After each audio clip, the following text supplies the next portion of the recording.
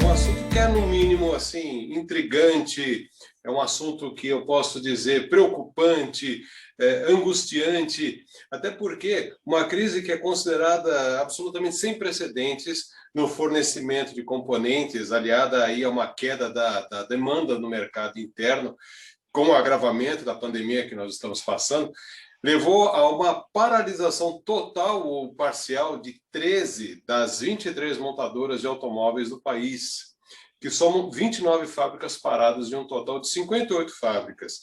Esses números e esses dados, eles são da Associação Nacional dos Fabricantes de Veículos Automotores. E essa não é a primeira vez que parte da indústria interrompe as atividades no Brasil este ano. Entre janeiro e fevereiro, acho que vocês devem estar lembrados que durante a crise de falta de oxigênio em Manaus, ao menos 4 fabricantes de motocicletas da Zona Franca também paralisaram temporariamente a produção. E essa informação ela vem da Abraciclo, que é a Associação Brasileira dos Fabricantes de Motocicletas, ciclomotores e demais equipamentos similares. Bom, outras indústrias da região também tiveram que reduzir os turnos devido ao toque de recolher imposto para conter a proliferação do vírus no estado lá do Amazonas. Bom, esse cenário todo ele é bastante preocupante para todos nós, de alguma forma. E para falar comigo hoje sobre esse assunto, está aqui com a gente o engenheiro Hernani Santos. Ele é especialista no mercado automobilístico, mercado de autopeças e também agrobusiness. O Hernani ele tem formação em 2 engenharias, a engenharia mecânica e a engenharia civil, e ele é principalmente especializado em negociações complexas de expansão de atuação de negócios, tanto no Brasil como na América Latina.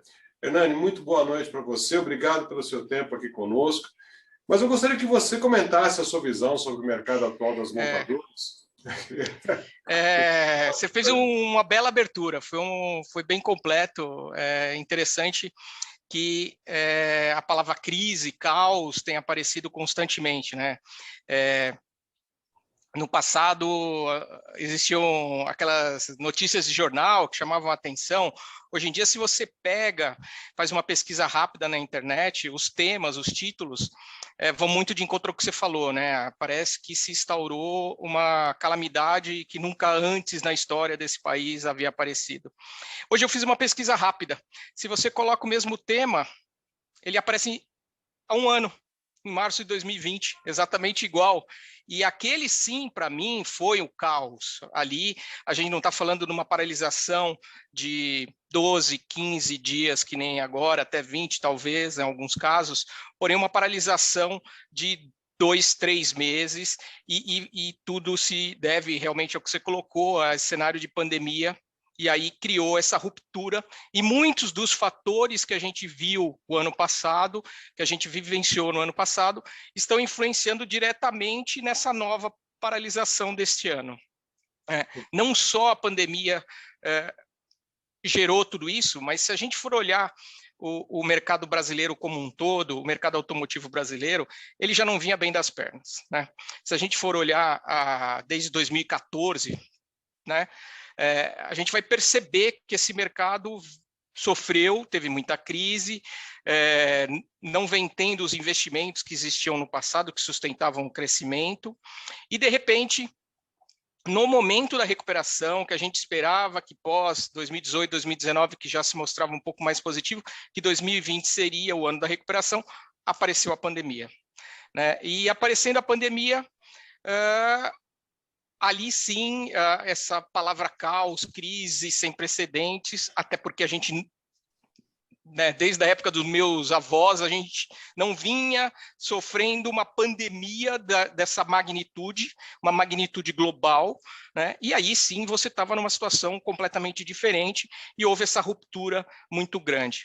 Essa ruptura, naquele momento, acabou gerando um segundo fator da parada atual, que foi a ruptura na cadeia de fornecimento.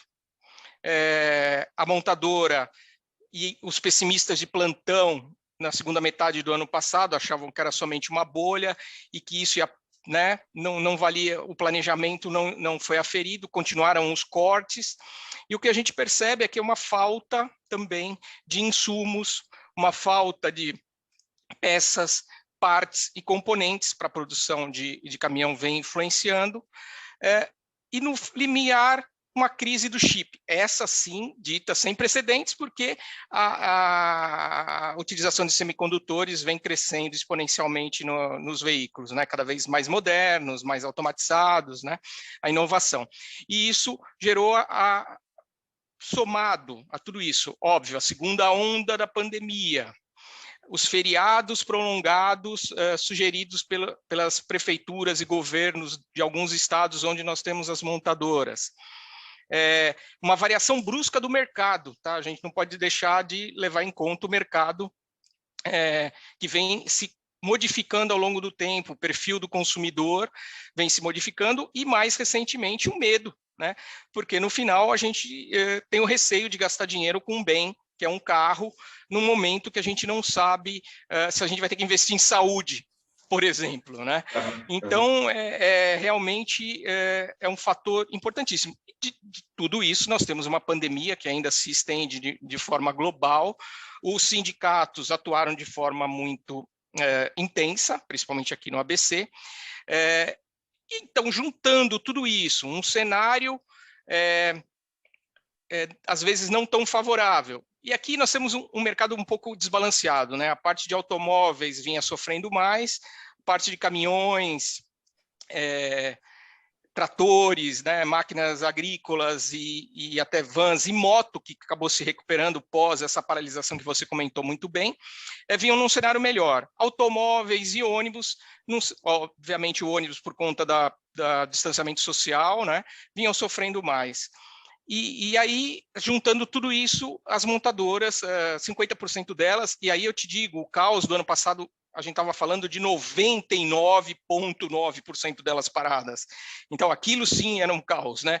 Aqui a gente ainda viu algumas montadoras que conseguiram só reduzir, conseguiram manter, os protocolos de segurança foram aplicados, né, de sanidade e segurança, e se mantiveram em funcionamento. Tudo isso, para cada uma delas, até as que pararam, houveram pesos diferentes de todos esses fatores que eu coloquei. Para algumas, todos os fatores atrapalharam. Para outras, um ou outro se tornou um pouco mais intenso, porém, fazendo com que houvesse essa paralisação e essa nova ruptura na produção brasileira. Se alguém quiser continuar essa conversa com você mais detalhadamente, pode procurar no LinkedIn?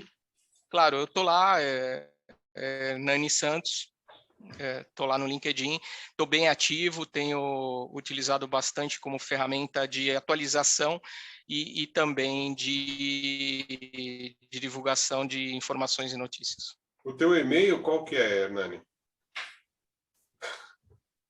esantosfilho, Pode deixar, para. Agora já foi. Agora que eu me toquei que não pode colocar. Agora já foi. Ah, não pode? Sei lá se pode também. Agora, com esse negócio de proteção de dados, você vai receber um monte de e-mail aí. A gente nunca sabe para onde ligar toda essa informação. Mas no LinkedIn, Hernani Santos, eles me localizam lá, e aí a gente pode trocar mais ideias, mais informações. Eu gosto bastante de trocar ideias e conhecimento, né? As pessoas vão agregando aquilo que eu sempre falei, a gente está sempre aprendendo e vai agregando informação e conhecimento. Ou opiniões diversas, eu acho que sempre ajuda. Se todo mundo pensar igual, a gente, né, nunca chega num caminho diferente.